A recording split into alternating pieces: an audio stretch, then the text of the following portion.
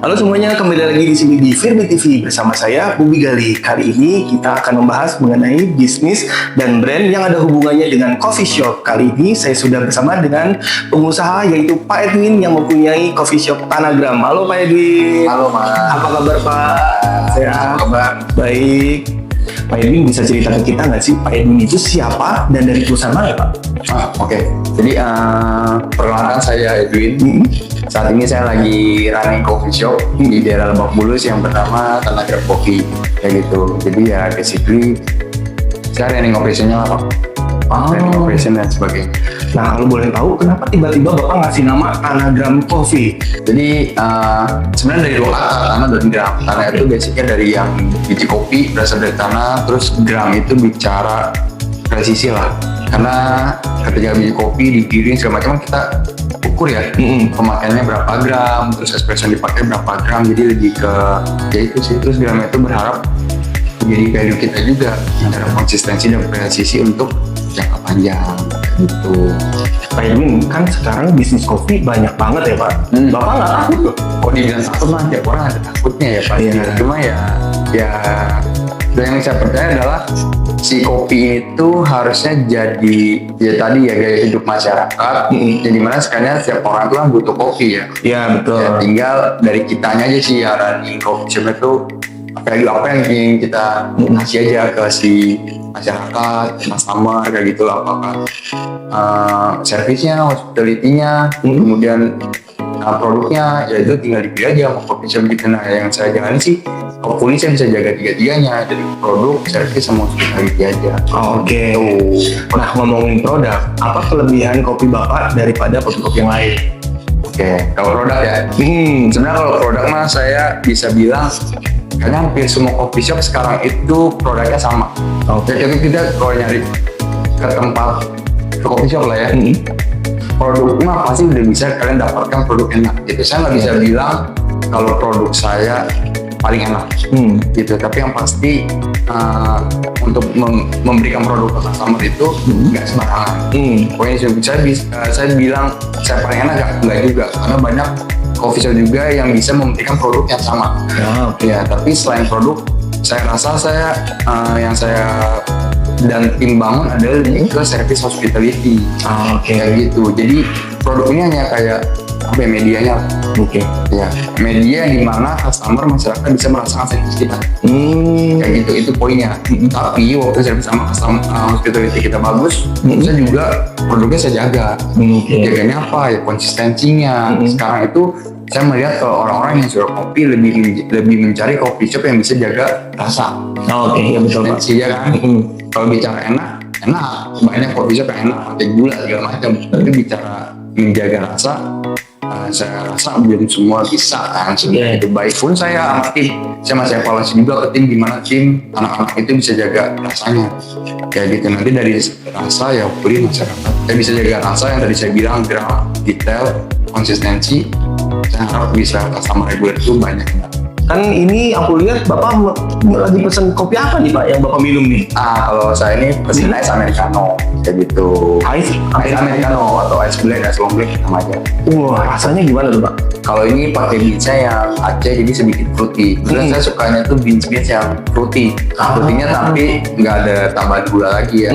Basicnya dari beansnya. Nah itu juga yang saya kurasi sebenarnya. Saya kurasi ke roastery. Kalau untuk saat ini kan Tanagram sendiri pun belum ada roastery kan. Jadi masih ada partneran roastery. Terus ya saya mengkurasi si beansnya itu, yang saya pakai itu kayak gimana. Lebih ke karakter rasa beans. Ini yang punya saya kan Ice White Coffee ya Pak. Ini juga enak banget. Sebenarnya pada saat Bapak nyari produk, research dulu atau langsung jual apa adanya?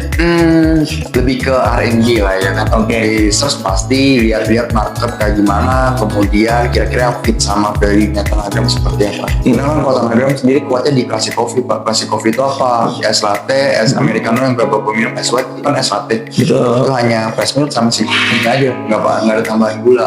Ini nggak pakai gula Pak? Nah ini nggak pakai gula gitu. Nah ini yang kita jaga gimana sih tanpa gula minuman ini enak.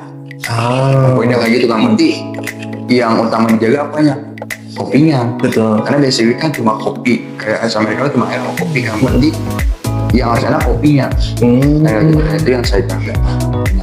Oke, Pak, kan aku lihat ini ramai banget ya Pak. Aku datang aja pagi-pagi udah ramai banget, apalagi sore dan malam nih Pak. Gimana Bapak jaga keramaian ini Pak? Apa yang Bapak lakukan? Aktivitas apa yang Bapak lakukan? So far sih kita belum ada yang ya bersyukur juga ya Pak. Maksudnya secara kalau lihat di IG segala macam kan Telegram pun nggak pakai KOL yang kayak gimana. Iya, Nggak pakai KOL, nggak pakai selebgram, nggak pakai marketing yang offline juga gitu. Tapi basically kita sudah dapat customer regulernya yang tiap pagi datang. Itu sih so far dari mulut ke mulut. Kenapa bisa seperti itu ya karena itu tadi saya bilang saya sih berusaha untuk menjaga service hospitality-nya. Oke. Service hospitality itu maksudnya kayak gimana ya, kayak ke customer yang sering datang, ke customer baru itu saya dan tim berusaha untuk kenalan lah, kenal, ingat nama segala macam gitu.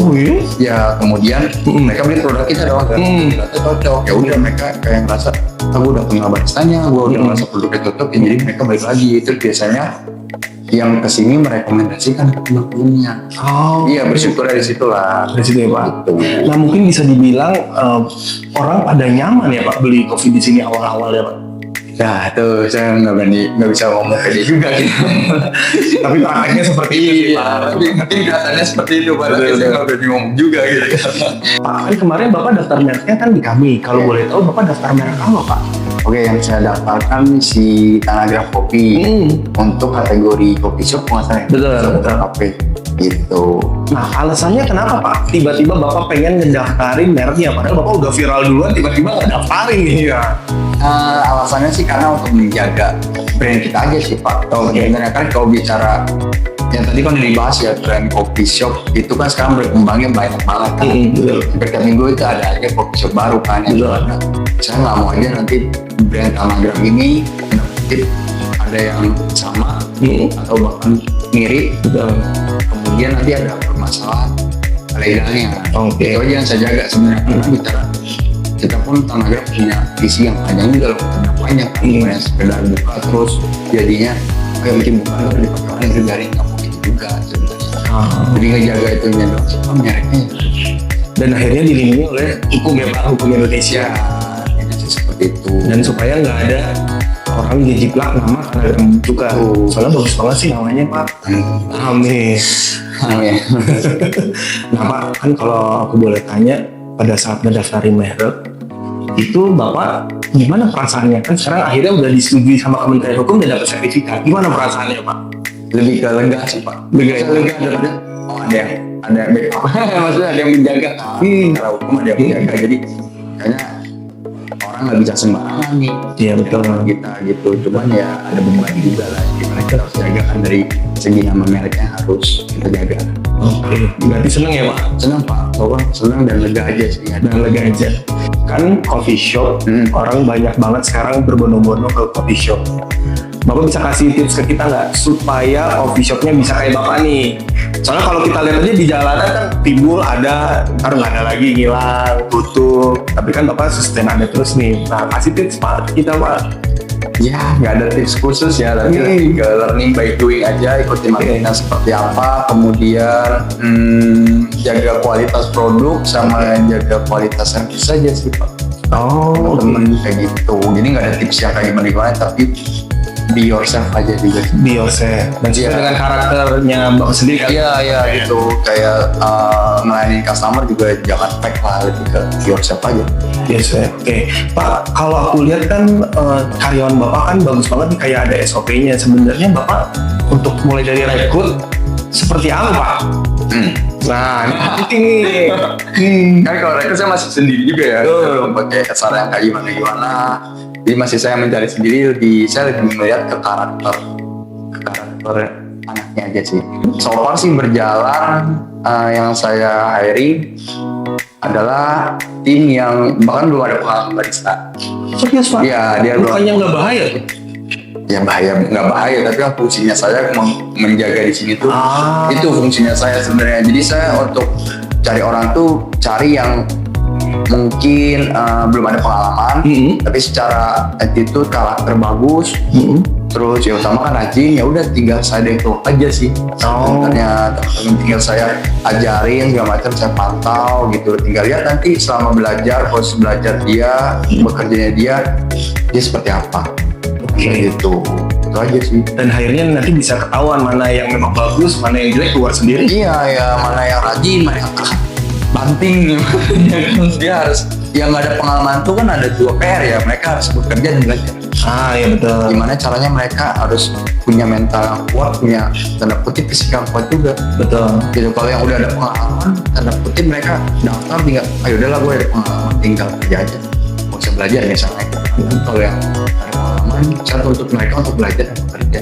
Oke, berarti secara nggak langsung Bapak juga nggak harus barista itu menuntut yang sudah misalnya ada basic pendidikannya dulu. Enggak sih. Kalau saya nggak kayak gitu, lebih saya ajarin. Atau dulu Bapak punya pengalaman pada saat pakai, pasti kan ada perbedaan ya Pak, maksudnya antara yang udah pendidikan barista, dia udah ready, sama yang belum sama sekali ada pendidikan, atau Bapak punya pengalaman seperti itu? Kalau pengalaman pribadi saya sebenarnya, jadi saya dulu sempat kerja di coffee shop yang saya nggak ada pengalaman juga, dan bersyukurnya juga coffee shopnya menerima saya yang belum ada pengalaman dan saya diajari. Jadi kayaknya value itu saya bisa turunkan juga ke anak-anak yang lain. Kayak gitu ya. Soalnya kuncinya dari sana kan niat belajar aja kan. Betul. Niat belajar, learning by doing, kemudian lihat di internet, belajar seperti apa, ngobrol-ngobrol sama teman barista juga, ya udah itu bisa belajar. Oke, Pak, Anagram ini kan sekarang udah punya nama, otomatis kan bisa jadi barista Bapak diambil orang nih. Nah, maintenance-nya gimana ya Pak? Ya terserah anaknya lah. Terserah anaknya. Yang mesti poinnya adalah ketika mereka bisa, mereka oke, masuk ke sini belum ada pengalaman, kemudian belajar di sini selama misalnya at least setahun, terus ada pengalaman, habis itu diambil brand lain lah, diambil orang. Ya dari saya udah cukup happy aja lah, bisa membuat dia bisa dilihat sama orang lain kan, berarti kan. Iya, betul. Berarti kan secara human lah, secara manusia. Saya udah bisa membuat seseorang lebih punya value, punya nilai tambah gitu loh. Saya nggak bisa mungkin tanda kutip menyalahkan dia secara formal, tapi kan sengaja dia bisa ngajarin dia sehingga dia punya skill. Dia tinggal pilihan dia aja. Yes. Mau grow bareng saya atau enggak? Akhirnya nanti akan ada lulusan dari Anagram ya. Gitu. Nah, tapi by the way kalau misalnya sudah ada di sini berarti ada peluang juga dia misalnya untuk naik jabatan level segala macam ya Pak? Ya, saya kan yang running coffee shopnya kan secara brand pasti kan saya ingin Anagram ini semakin besar lagi dong, punya cabang di mana-mana lagi misalnya. Dan dari situ saya pengen sih untuk karirnya kayak anak-anak yang udah bareng-bareng kita juga kan. Dia udah ngikut saya dari awal, kemudian buka cabang harusnya kan anak-anak itu membantu saya untuk handle cabang itu. Oke, gitu. Pak, kan kalau sekarang bisnis kopi so far yang tadi kita dengerin enak-enaknya aja nih. Nah, kalau nggak enaknya apa Pak? Satu aja yang paling nggak enak bisnis kopi. Disuruh nih pemirsa nih. Ya kalau lagi yang gak enaknya ini sih lebih ke butuh waktu kalau saya pribadi ya. Yes. Waktu ekstra untuk memperhatikan anak-anak melakukan hal yang udah saya ajarkan gitu. Karena pasti ada aja yang kayak dia jari ini nanti kalau udah lagi rame segala macem dia buatnya asal gitu kan, ada juga gitu yang gimana. Saya menjaga jangan sampai mereka buat asal produk yang nggak oke, terus kamu ngerasa kok ini produknya begini gitu doang sih yang saya agak ini berat, agak susah lah gitu ya untuk saya seorang diri gitu. Oh, berarti Bapak concern banget di layanannya betul-betul ya Pak? Iya gitu, karena buat saya itu poin utama aja sih sekarang yang membedakan coffee shop ya. Ini servisnya aja. Kalau produk mah hampir sama ya Pak menurutku. Nah Pak, bisa cerita nggak dulu pada saat ngebangun awal-awal bisnis kopi itu susah apa gimana Pak? Susah gampang ya sebenarnya.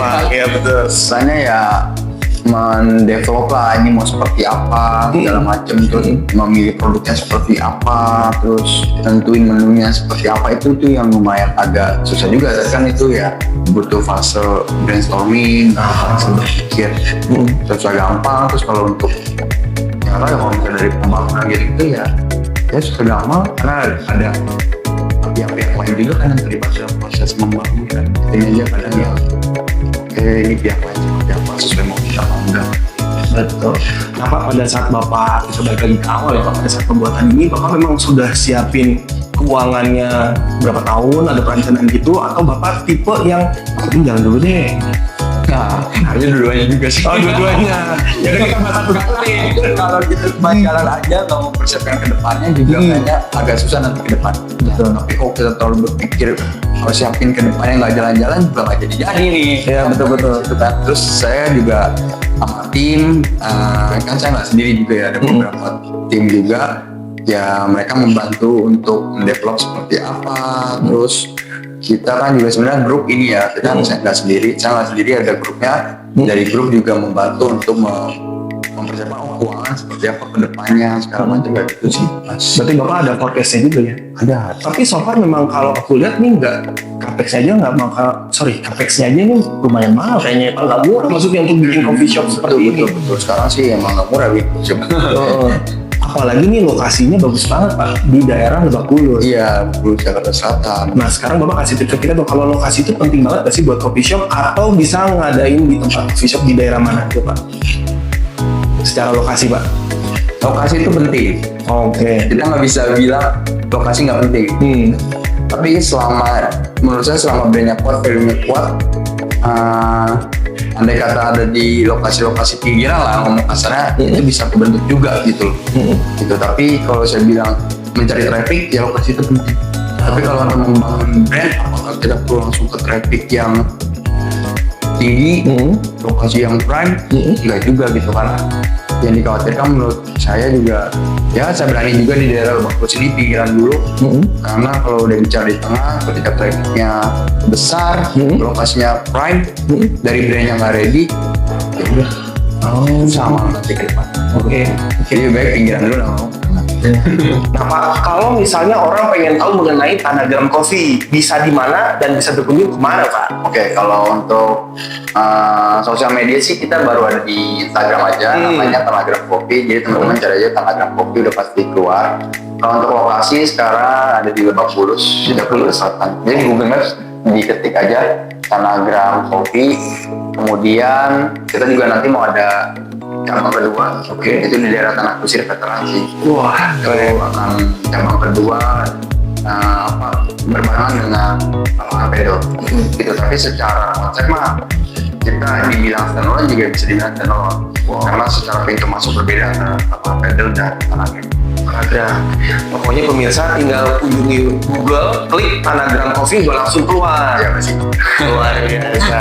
Kemarin kan Bapak juga daftar merek untuk bisnis yang lain, bisa cerita ke kita nggak? Bapak daftar merek untuk bisnis apa Pak? Oke, kalau yang kemarin baru didaftarkan tuh sebenarnya bukan Hyperbuy tapi grup ya Pak. Kita grup mendaftarkan baru-baru ini tuh kalau nggak salah lapangan pedal ya. Yang lapangan pedal kita daftarkan bernama Kapital Rakyat Jakarta gitu. Nah itu nanti juga ada si Tanagram Coffee di situ. Oke. Pak bisa cerita nggak sih untuk pedalnya sendiri kenapa memilih nama itu dan itu artinya apa Pak?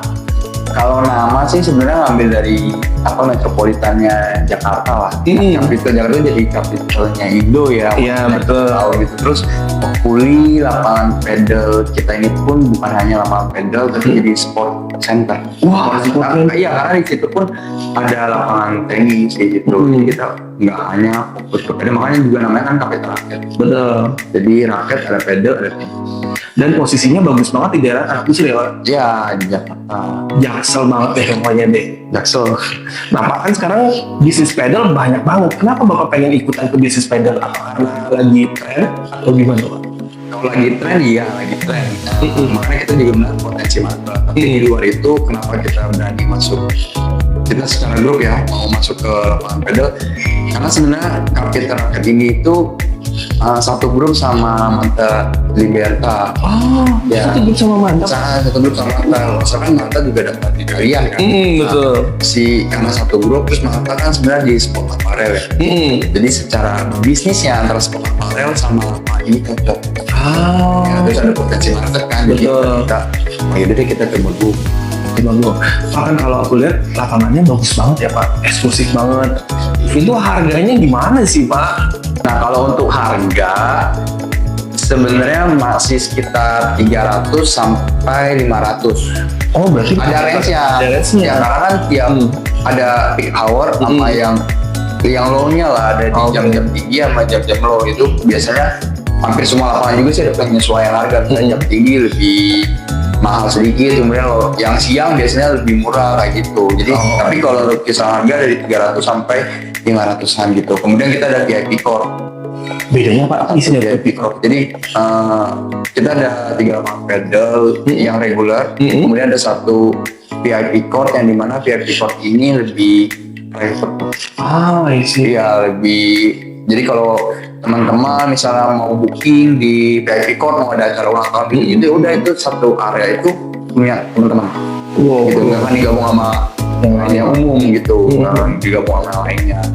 Nah, kalau untuk VIP Core sekitar 500 sampai 600 ribu. Tapi sebenarnya kalau untuk anak Jaksel segitu sih standar kok Pak. Murah. Oke, nah kalau misalnya Pak, mau tanya lagi nih Pak, kalau misalnya untuk yang belum pernah padel sama sekali, disediain cara ini nggak sih Pak, orang yang training atau gimana gitu, ngajarin? Ya nanti kita akan sediakan juga gitu untuk ngajarin. Kemudian kalau untuk raket pun kita menyediakan untuk teman-teman sewa. Oh, ini bisa murah. Bisa belum pernah main, belum ada raket kan coba dulu ya. Better sih sewa dulu aja di lapangan kan gitu. Nanti kalau udah cocok baru beli raket terus member di kita. Oh iya bener. Jadi maksudnya kalau pulang kerja ya Pak, daripada macet-macetan ini padel dulu ya Pak, olahraga dulu gitu kan ya. Padahal ada kopi juga. Ngopinya di Tanagra, bener banget nih. Bisa aja nih Bapak jualan. Bener. Oke. Nah Pak, pokoknya aku doain semoga bisnis Bapak semakin berkembang. Thank you. Sukses terus Pak. Dan jangan lupa sama kami Pak. Amin. Oke. Nah sekarang kita tos dulu Pak, nyobain kopinya Bapak nih. Saya udah dari tadi gini. Nah, kita tes dulu Pak. Oke. Cheers.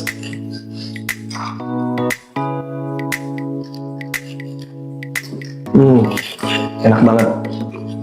Nah pemirsa, sekian tayangan kali ini. Apabila ingin mengetahui mengenai perusahaan kami, bisa langsung mengunjungi kami di website di www.firdipaten.com. Dan apabila ingin konsultasi mengenai masalah hukum, jangan lupa mengunjungi website kami di www.konsultasihukum.co.id. Sampai ketemu di tayangan kami selanjutnya. Terima kasih. Terima kasih banyak Pak. Makasih Mas. Oke.